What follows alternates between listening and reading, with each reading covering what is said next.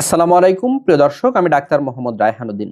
যারা আমার নিয়মিত ইউটিউব চ্যানেলের শর্টস ভিডিওগুলো দেখে থাকেন, মনে আছে নিশ্চয়ই এই রোগীর কথা। ওনাকে নিয়ে পূর্বে আমরা আরেকটি ভিডিও করেছিলাম, সেখানে দেখিয়েছিলাম চিকিৎসার পূর্বের কন্ডিশনটি এবং চিকিৎসার 1 মাস পরে ওনার আরেকটি ফিডব্যাক দেখিয়েছিলাম। আজকে দেখাচ্ছে চিকিৎসার 2 মাস পর তিনি কেমন আছেন।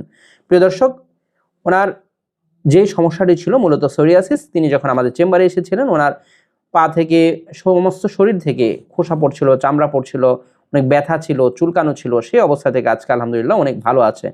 কিন্তু ওনার জীবনে এই রোগটির কারণে একটি অনাকাঙ্ক্ষিত ঘটনা ঘটে গেল। তা হচ্ছে ওনার এই সোরিয়াসিস রোগের কারণে ওনার ডিভোর্স হয়ে যায়। ওনার স্বামী ওনাকে ডিভোর্স দিয়ে দেন। প্রিয় দর্শক, সেটি সত্যি অনেক বেশি দুঃখজনক। রোগীর প্রাইভেসি রক্ষার্থে আমরা রোগটি দেখাচ্ছি, শুধুমাত্র রোগীর ফেস দেখাচ্ছি না। পেছনের অংশটা একটু দেখব। দেখতে পাচ্ছেন পায়ের পেছনের অংশটা অনেকটা ক্লিয়ার হয়ে গিয়েছে আলহামদুলিল্লাহ। এবং আমরা হাতের কন্ডিশনটা একটু দেখব। হাতের কন্ডিশনগুলো অনেক খারাপ ছিল, সেই অবস্থা থেকে আলহামদুলিল্লাহ এখন অনেক ক্লিয়ার হয়ে গিয়েছে এবং একেবারেই এখন কিন্তু কোনো খোসা উঠছে না, চামড়া উঠছে না। যেহেতু প্রাইভেসি রক্ষার্থে আমরা শরীরের অন্য অংশগুলো দেখাচ্ছি না, শুধুমাত্র হাত এবং পাটা দেখাচ্ছি। শুনবো ওনার মুখ থেকে। কেমন আছেন? আলহামদুলিল্লাহ ভালো আছি। আলহামদুলিল্লাহ। যে আপনি মূলত যে সমস্যা নিয়ে এসেছিলেন, সোরিয়াসিস সমস্যা নিয়ে এসেছিলেন, যখন এসেছিলেন কি অবস্থা ছিল? অনেক বাজে অবস্থা ছিল। অনেক বাজে অবস্থা ছিল। কি হতো তখন? খোসা উঠতো, তারপর ব্যথা করতো, চুলকাইতো, অনেক চুলকাইতো, ব্যথাও হতো। হ্যাঁ, এবং সেই অবস্থা থেকে এখন আলহামদুলিল্লাহ কেমন আছেন? আলহামদুলিল্লাহ অনেক ভালো আছি। এখন অনেক ভালো আছেন এবং হচ্ছে থাকতে পারি, আরামে ঘুমাতে পারি, সবকিছু করতে পারি। আলহামদুলিল্লাহ। তখন ঘুমাতেও সমস্যা হতো, অর্থাৎ একেবারে নিয়ন্ত্রণে আছে এখন রোগটি। এবং এই রোগের কারণে আপনার কি হয়েছিল আপনার জীবনে? আসলে একটু যা বলছিলাম আমি আসলে। আমার বিয়ে হয়েছিল, তারপর তখন বেশি ছিল না তো, তারপর হঠাৎ বেড়ে যায়।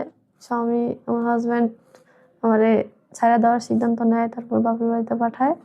তারপর হঠাৎ ওরা আসে, আইসা ডিভোর্স দিয়ে যায়। ডিভোর্স দিয়ে চলে যায় মূলত এই রোগটির কারণে, শুধুমাত্র এই সোরিয়াসিস রোগটির কারণ দেখিয়ে ডিভোর্স দিয়ে চলে যায়।